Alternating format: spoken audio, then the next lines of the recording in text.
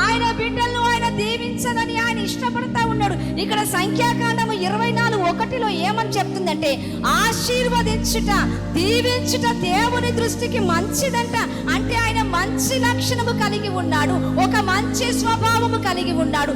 ఏ స్వభావం అంటే నరులను ఆశీర్వదించుట, మనుషులను దేవుడు ఆశీర్వదించాలని దేవుడు కోరుకుంటా ఉన్నాడు. ఈ మాటలు వింటున్న దేవుని బిడ్డ, ఈ మాటలు నీ జీవితానికి దీవెనకరముగా ఉండునుగాక. ఎందుకంటే దేవుని వాక్యము సెలవిస్తా ఉంది, నువ్వు పొలములో ఉన్నప్పుడు దేవుడు నిన్ను దీవించాలని కోరుకుంటాడు, నీ గర్భఫలమును దేవుడు దీవించాలని కోరుకుంటాడు, నువ్వు ఇంట్లోకి వస్తున్నప్పుడు దీవించాలని కోరుకుంటాడు, నువ్వు బయటికి వెళ్తున్నప్పుడు దేవుడు ఆశీర్వదించాలని కోరుకుంటాడు, నువ్వు పైవాడుగా ఉండాలని దేవుడు ఆశీర్వదించాలని కోరుకుంటాడు, నువ్వు ఉన్నతమైన శిఖరాలు అధిగమించాలి అని దేవుడు కోరుకుంటాడు.